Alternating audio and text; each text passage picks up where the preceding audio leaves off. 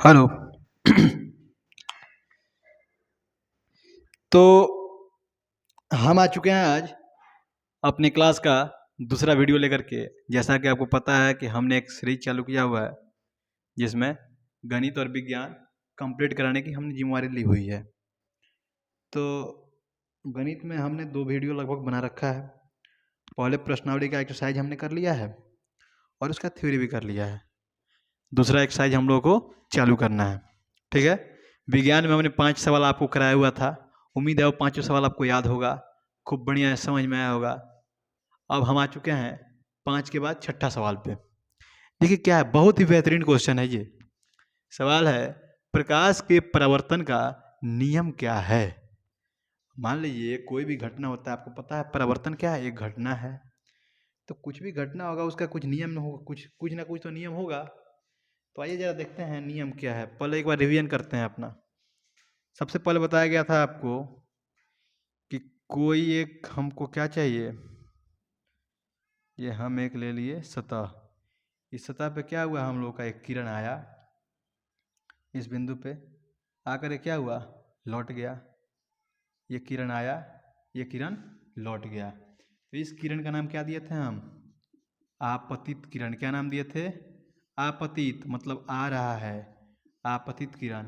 ये क्या है, यहाँ से टकरा करके गया है तो ये क्या कहलाएगा, ये कहलाएगा परावर्तित किरण। क्या कहलाएगा, परावर्तित किरण। आपको बताया गया था कि इनके बीच में, या फिर एक और बात, जिस बिंदु पे मिलते हैं इस बिंदु का नाम क्या था, आपतन बिंदु। क्या नाम था इसका, आपतन बिंदु। यहीं पे एक ये जो लाइन होता है इसे क्या कहते हैं हम, अभिलंब कहते हैं। क्या कहते हैं, अभिलंब कहते हैं। यहाँ पे एक कोण बन रहा है, एक दूसरा कोण यहाँ पे बन रहा है। ये आपतित किरण और अभिलंब के बीच का कोण बन रहा है, इसलिए इस कोण का नाम हम आपतन कोण रखते हैं। क्या रखते हैं, आपतन कोण। और ये जो कोण बन रहा है ये परावर्तित किरण अभिलंब के बीच का बन रहा है, इस कोण का नाम रखते हैं हम परावर्तन कोण। तो अब आते हैं, हम लोग सब चीज़ समझ गए, फिर से रिवीजन कर लिए। अब परावर्तन का नियम क्या कहता है, जरा ये देखिए। नियम बड़ा ही प्यारा है, 2 नियम है केवल। पहला नियम यह कहता है कि आपतन कोण परावर्तन कोण के बराबर होता है। मतलब आई बराबर आर, आपतन कोण जितना होगा ठीक उतना ही क्या होगा, परावर्तन कोण होगा। आपतन कोण जितना होगा ठीक उतना ही क्या होगा, परावर्तन कोण। पहला नियम क्या कह रहा है, आपतन कोण जितना होगा ठीक उतना ही क्या होगा, परावर्तन कोण होगा। ये रहा आपतन कोण, ये रहा परावर्तन कोण।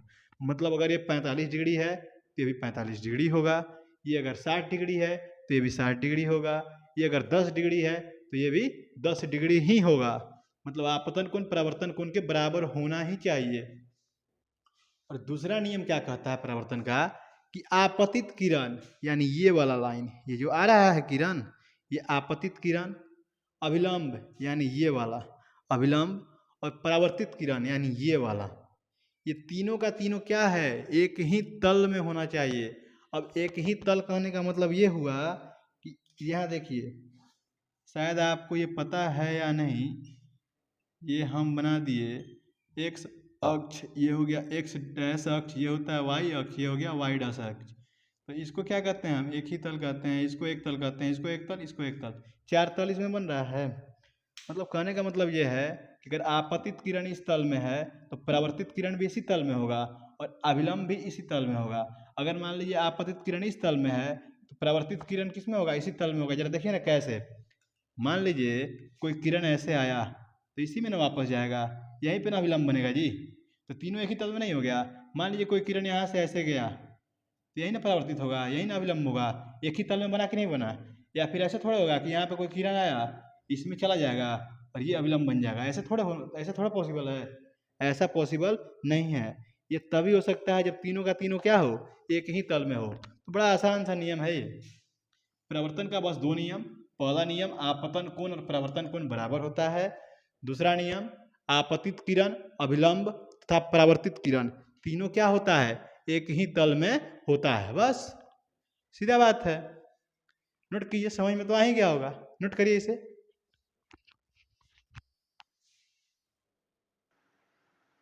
तो आप लोग नोट कर लिए होंगे इसे। अब आ चुके हैं हम नेक्स्ट सवाल, जो कि 7 नंबर सवाल होगा, 6 के बाद 7 नंबर। ये सवाल देखिए क्या कह रहा है।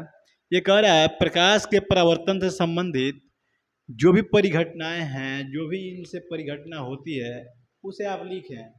तो प्रकाश के परावर्तन से संबंधित जो कुछ परिघटनाएं हैं वो हम लिखने जा रहे हैं, वो निम्नलिखित प्रकार से है।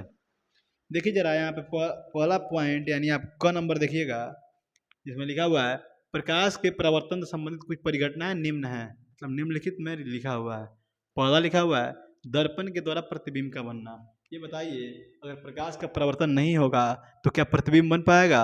हम अपना चेहरा ऐनक में देख पाएंगे? नहीं देख पाएंगे। हम क्यों देख पाते हैं? प्रकाश के परावर्तन के कारण। अच्छा, वही शीशा है, दिन में हमें चेहरा दिखाई देता है, रात में जाते हैं तो दिखाई देता है क्या? नहीं दिखाई देता है, क्योंकि रात में उसमें प्रकाश पड़ता ही नहीं है। जब प्रकाश पड़ता ही नहीं है तो परावर्तन होता ही नहीं है, इसलिए हम क्या करते हैं, अपना प्रतिबिंब उसमें नहीं दिख पाते हैं। लेकिन दिन में क्या होता है, प्रकाश उसमें पड़ता है, परावर्तन होता है, तो हम उसमें अपना चित्र देख पाते हैं। दूसरा है तारों का टिमटिमाना। टिमटिमाना मतलब बहुत लोग ये समझते हैं, जैसे हम लोग भी पढ़ते थे ना 10th क्लास में, तो हमें ध्यान में नहीं आ रहा था कि टिमटिमाना है क्या। हम लोग सोचते थे ना जो टीम टीम का आवाज आता है वो टिमटिमाना है, लेकिन नहीं, बिल्कुल नहीं। टिमटिमाना मतलब होता है कि फोकस देना, जैसे नहीं होता है भूख भाग करना, वही हुआ टिमटिमाना। तो आप रात में देखते हैं कोई कोई तारा जो है खूब टिमटिमाता है, खूब फोकस मारता है। वो क्यों मारता है? प्रकाश के परावर्तन के कारण। जितना चंदा का प्रकाश उस पर पड़ता है, मतलब जितना उसका प्रकाश होता है उस पर क्या होता है, वो उतना ही परिवर्तन होता है। यही कारण है कि तारा रात में टिमटिमाता है। इंद्रधनुष के सुंदर रंग, इंद्रधनुष का सुंदर सुंदर रंग जो है वो क्यों दिखाई देता है हमें? प्रकाश के परावर्तन के कारण ही ना दिखाई देता है। अगला है किसी माध्यम द्वारा प्रकाश का मुड़ना। मान लीजिए ये लकड़ी है, लकड़ी दिखाई दे रहा है, लाइट आ रहा है, लाइट यहाँ से घूम करके इधर चल जा रहा होगा, इधर चल जा रहा होगा, इसको पार नहीं कर पा रहा होगा। ये भी क्यों होता है? प्रकाश के परावर्तन के कारण ही होता है। ठीक है, तो ये कुछ क्या है, परिघटनाएं हैं प्रकाश के परावर्तन से जुड़ी हुई, जिन्हें आप अभी नोट कर लीजिए। समझ में आ गया? ये चारों परिघटनाएं जो है, और भी बहुत सारी हैं, लेकिन हमने 4 ही का चर्चा किया है आपके सामने। 2 नंबर के क्वेश्चन के लिए काफ़ी हैं। तो अब आ चुके हैं हम अपना तीसरा सवाल लेकर के, मतलब आज का तीसरा सवाल, लेकिन टोटल इस पार्ट का 8वां सवाल। तो सवाल यह है कि परावर्तन आखिर कितने प्रकार का होता है? परावर्तन का भी तो प्रकार होता होगा। देखिए परावर्तन 2 प्रकार का होता है। पहला होता है जिसे हम कहते हैं नियमित परावर्तन, दूसरा होता है जिसे हम कहते हैं अनियमित परावर्तन, या फिर इसका एक और नाम है विसरित परावर्तन। क्या नाम है इसका? एक और नाम है इसका विसरित परावर्तन भी नाम है। ठीक है, देखिए आइए समझते हैं नियमित परावर्तन क्या है।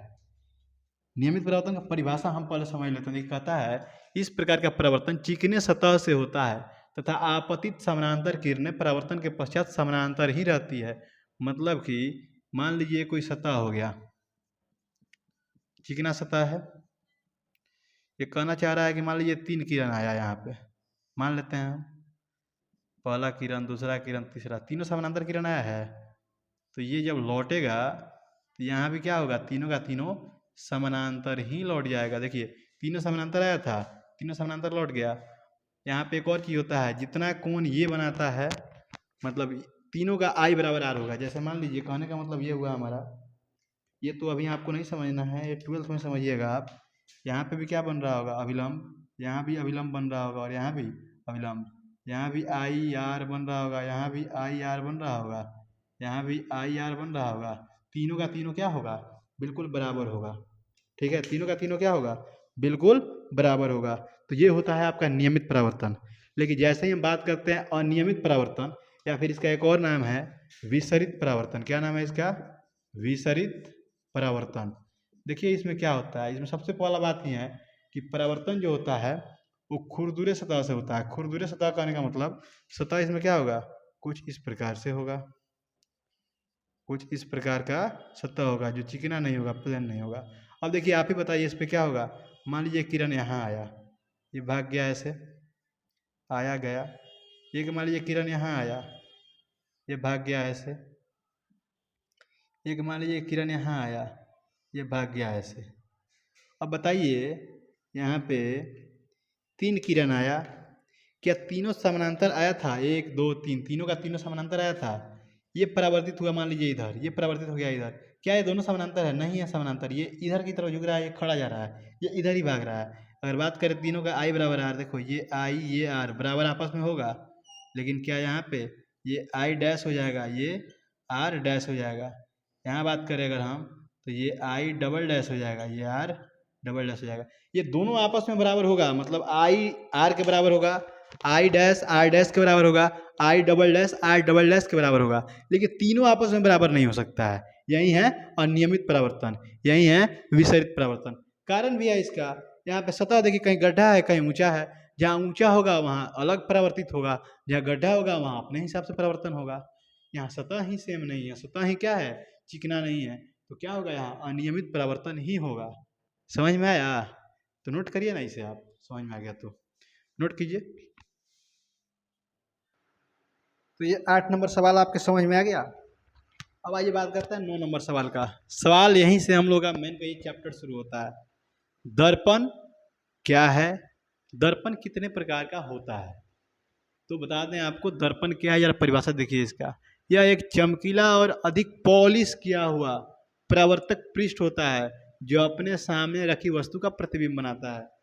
आप देखे होंगे दर्पण के पीछे कलई किया हुआ रहता है, दर्पण चमकीला होता है।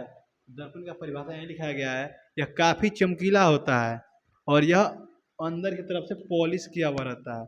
इसी पॉलिश की वजह से क्या होता है, हम इसमें अपना प्रतिबिंब देख पाते हैं। तो ये तो हो गया परिभाषा दर्पण का।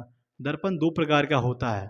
पहला हो गया समतल दर्पण, जिसमें हम अपना चेहरा देखते हैं। घर में जो हमारे शीशा लगा होता है ना, वो समतल दर्पण ही होता है, समतल दर्पण। दूसरा हो गया जिसे कहते हैं हम गोलीय दर्पण।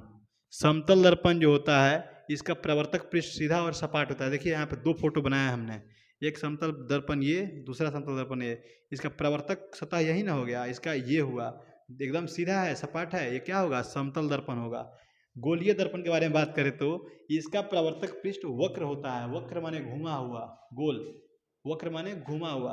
देखिए इसका प्रवर्तक पृष्ठ, एक फोटो हमने यहाँ बनाया हुआ है, गोली गोल है, गोला दर्पण गोलीय दर्पण कहलाएगा। ये इसका अगर भाग यहाँ से काट दें तो इस टाइप से मिलेगा।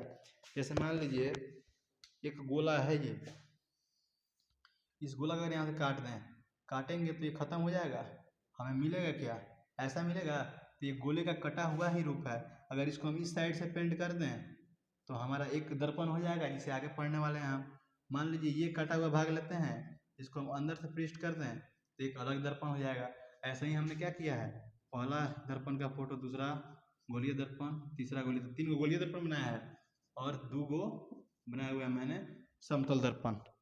हमने 2 बनाया हुआ है समतल दर्पण जो फोटो आपके सामने है, हमने 3 बनाया हुआ है गोलीय दर्पण का फोटो जो आपके सामने है। अब हम आगे मतलब अगला क्लास में पढ़ेंगे, आज यही क्लास खत्म करते हैं अपना।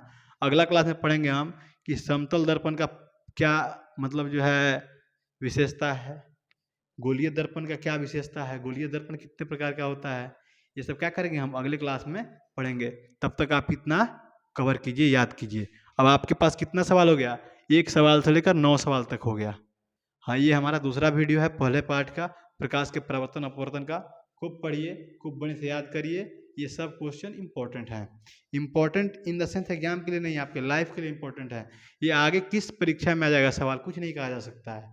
तो रोज 4-5 सवाल पढ़ेंगे हम, क्या दिक्कत है, हमारा सिलेबस भी होते रहेगा, हम सीखेंगे भी। ये पढ़ाने के लिए तो आपको एक दिन में पूरा पाठ पढ़ा दें हम, लेकिन आपको क्या बेनिफिट होगा, आप क्या करोगे, वीडियो भागा करके देखने लगे। उससे बढ़िया है ना छोटा छोटा वीडियो बनाऊँ मैं, आप इसे देखो, 4 सवाल तो कोई भी याद कर लेगा। क्लियर? तो आप इसे नोट कीजिए, और ये 4 सवाल और पिछला क्लास का 5 सवाल, 9 सवाल आपको याद करना है। चलिए बाय, गुड नाइट सबको।